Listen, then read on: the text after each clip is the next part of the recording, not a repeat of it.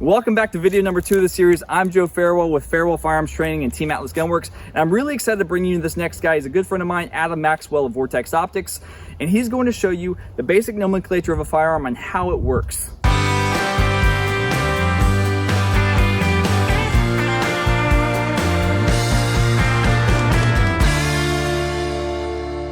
Hey everybody, Adam Maxwell here, the Atlas Gunworks shooting team. I shoot 3-gun at the pro level and have been participating in the action shooting sports for over 10 years. I also am a member of the Vortex Optics sales team, specializing in military and law enforcement customers. Today, we're here to talk to you about the nomenclature and basic operation of a semi-automatic pistol.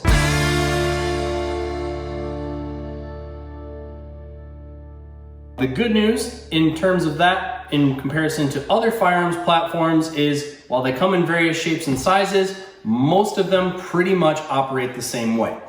To run down the basic nomenclature of a pistol, starting at the front, working our way back, we have a barrel, which contains which has a muzzle and a chamber. Underneath, sometimes there will be a guide rod. That's for the recoil spring. On top, we have the slide. Bottom half of the pistol, generally referred to as the frame. But going back up to the slide, we have sights, be they iron sights or sometimes optical sights. Moving further back, we have the ejection port in the slide. Inside there, we will be able to see the chamber, the feed ramp, which precedes the chamber, and then in the back of the ejection port, we will have the breech face and the ejector and the extractor. Further back, we have the hammer, the beaver tail, and then we're getting down into the grip, which has a front strap and a rear strap. On the bottom, we have a magazine well. As far as controls go, most of those will be within reach, relatively, of your thumb when you're in a right-handed firing grip. They are the manual safety, which your pistol may or may not have, the magazine release, the slide stop or slide release, those terms are used interchangeably, and then there's the trigger itself. We're going to get into shooting the pistol in future videos, but when you're ready to do that, light deliberate pressure to the rear will fire the system when the safety is not on. That is basic nomenclature of the pistol. Now, they all look different.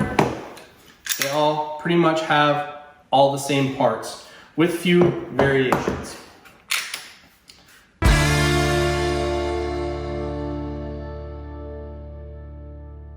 To get into a basic operation of the pistol, generally speaking, we have safeties that go on and off, or they're passive to the gun, as in striker fired guns. We have the pressing of the trigger when we're actually shooting. The other operations generally involve using the slide, pulling the slide all the way to the rear and letting it go forward.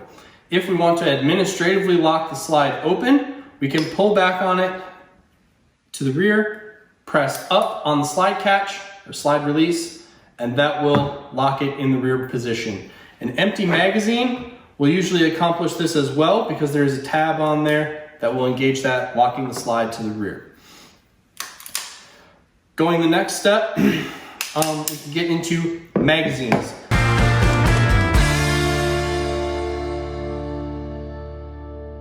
Like the guns that host them, magazines are pretty much the same.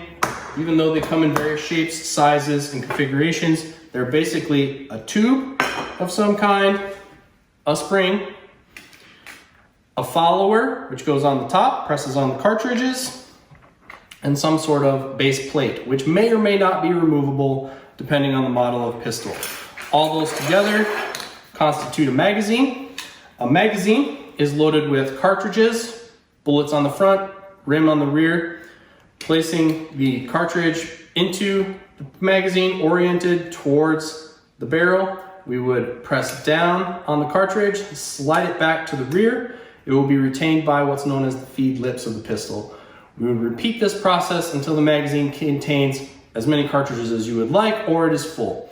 Generally speaking, there are holes somewhere on the magazine known as witness marks, which give you some indication of how many cartridges are in a magazine.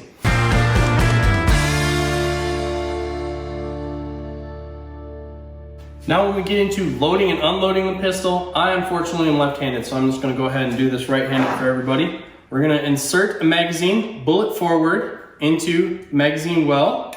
Pistols are blunt objects, so don't be afraid to be rough with them. Give it a firm seat, and then with your whole hand, grab the slide, pull it all the way to the rear until it stops. Let it go forward under its own pressure. That's very important. If you ride the slide forward or ease it down, you can induce malfunctions. So you will have much better luck if you pull it all the way to the rear and then let it go under its own pressure. If you have a manual safety at this point, you would want to engage that. You can then holster it up or begin your firing sequence. To unload the pistol, we do the same in reverse. We would remove the magazine because that would potentially contain more cartridges. So we're removing the source of ammunition. We now have one in the chamber. We're going to disengage the safety because that's how 1911s and 2011s work.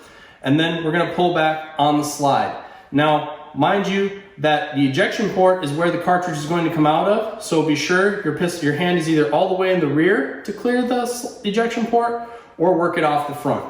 I usually work it off the front, but to give you an idea, we'll grab on the back here, pull forcefully back, and watch the cartridge come out. We're intuitive people, so we can watch the cartridge come out and know that it came out, but we can also visually check again to make sure that it's unloaded. We've now put the pistol in an unloaded capacity.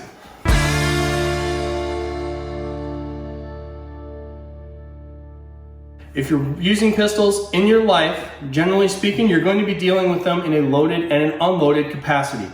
We treat all guns with respect as if they are loaded, but some really are and some really aren't. You need to deconflict this in your life.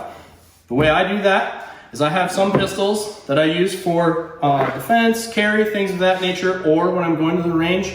Loaded pistols either remain in my direct control and I'll put them in a holster or some sort of secured storage, or if I'm going to have pistols in an unloaded capacity, we'll either lock the slide to the rear, leaving them open like that, or I will verify that they're empty. I'll point them in a safe direction, which right now is here, and I'll press the trigger, deactivating the firing mechanism. So I have a dead firing mechanism, and some pistols, the trigger will either remain to the rear, or on 1911 style pistols, the hammer will be to the front. That's my visual indication that that pistol is probably in an unloaded capacity. I'm always going to verify it, but that's how I deconflict it. In my life, I suggest you do the same.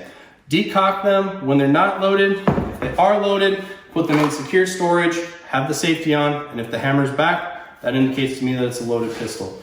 But pistols need to be loaded to do what they do, so I either leave them loaded in a holster or some sort of secure storage.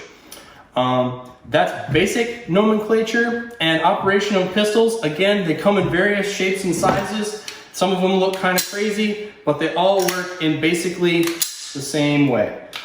Magazines on the bottom. Empty magazines will lock the slide open.